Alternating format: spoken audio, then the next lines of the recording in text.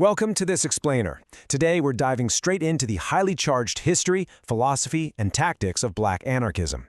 We'll be using a fascinating source reader that's basically packed with historical and contemporary manifestos.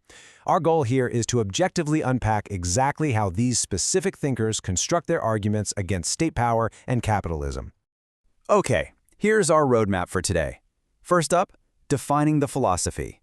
Second, racism and capitalist control. Third, tactics for mass resistance. And fourth, building the Black commune. Let's get right into it. So the source material starts off by highlighting what it sees as a current global resurgence of Black rebellion. The introduction, which was compiled by the Black Rose Anarchist Federation, points out a pretty massive historical blind spot. Basically, the traditional Eurocentric books on classical anarchism have largely ignored the contributions of colonized peoples. For over 150 years, Black anarchists have helped shape global struggles, and yet their history is almost entirely missing from mainstream literature. Now, this brings us to a quote from Hannibal Abdel-Shakur that perfectly captures the core thesis of the entire reader. He states, "Anarchism, like anything else, finds a radical new meaning when it meets Blackness." What the authors are arguing here is that applying anarchist principles to the Black experience isn't just, a simple spin-off of European philosophy. It actually creates a completely new, robust framework that's built specifically to resist systemic oppression. Moving to Section 1, Defining the Philosophy. When most of us hear the word anarchism, we probably immediately picture pure chaos in the streets, right? But the late 19th century activist Lucy Parsons defined it very differently. She saw it as a structured philosophy aimed at removing what she viewed as the coercive, legalized force of government. To her, governments don't protect us. They merely use concentrated power to hold back progress and silence minorities. Her ultimate conclusion: we are governed best where we are governed least. Drawing directly on her harrowing experiences from the massive railroad strike of 1877, Parsons argued that true liberty means abandoning political parties altogether. She essentially believed that any party, no matter how many fair promises they make on the campaign trail, will naturally abuse power once they get it, just to maintain their own control. So what does this actually mean for real-world resources? Well, Parsons boils it down to first principles. Think about it like this. You couldn't possibly hoard 1 million acres of land without a government army standing by to protect your title deed. Therefore, in a stateless society, mere possession and actual natural use become the only legitimate ways to claim resources. It's a complete shift in how ownership is understood. All right, Section 2, Racism and Capitalist Control. Building on those foundational anarchist ideas, modern author Lorenzo Camboa Irvin applies these concepts directly to the intersection of race and class in America. Tracing this dynamic through history, he argues that whenever marginalized groups united, like laborers back in the 1600s, the ruling class quickly and aggressively adapted their strategies to maintain social control.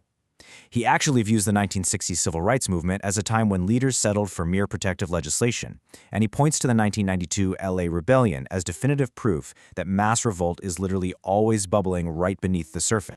Irvin makes a highly provocative historical claim here. He argues that the white race itself was essentially a political invention. He describes it as a dual-tier labor system specifically designed to buy off European indentured servants. The idea is that by offering them material incentives and an elevated social status, the ruling class prevented a unified, cross-racial class rebellion, all while subjecting Black labor to absolute superexploitation.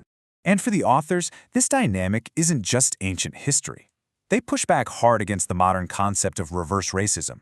Irving cites some incredibly stark statistics to back this up, pointing out that the Black infant mortality rate is nearly 3 times that of whites. He uses devastating metrics like this to argue that systemic discrimination is an all-pervasive reality today. For him, programs trying to end it aren't about gaining dominance. They're literally just about basic survival. Which leads us to Section 3, Tactics for Mass Resistance.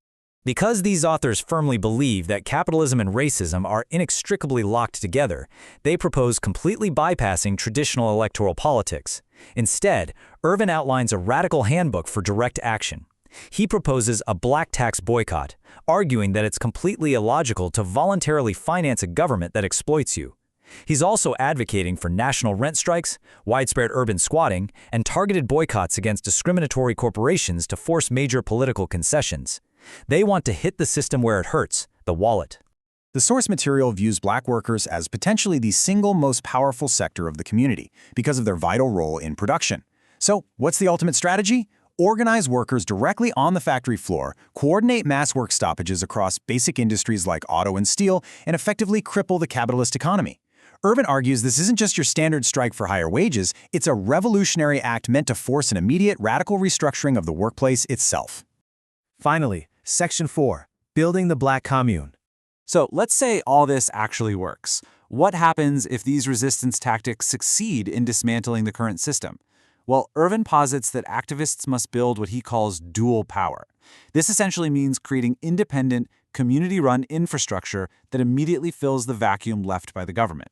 The goal here is to establish neighborhood assemblies that act as completely liberated zones, running entirely outside the control of city hall or state authorities. To actually make dual power reality, they propose a comprehensive survival program. Picture your own neighborhood running the whole shebang: mutual aid banking, community-controlled schools that teach unvarnished history, and free, locally run medical clinics. They even propose armed community guard services to replace the state police. Irvin argues that initiatives like this will practically prove to everyday people that they can effectively govern and sustain themselves without relying on reformist politicians. And when it comes to crime, the authors radically reject the existing state justice system. They starkly contrast today's punitive prison-based model with a commune justice system. This means the total, literal abolition of prisons.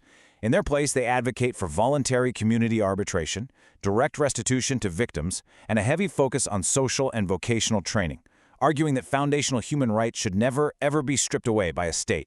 Now, to justify dismantling the entire justice system from the ground up, Irvin points to one incredibly staggering statistic: 25%. 1 in 4 black men are in prison, on probation, or on parole.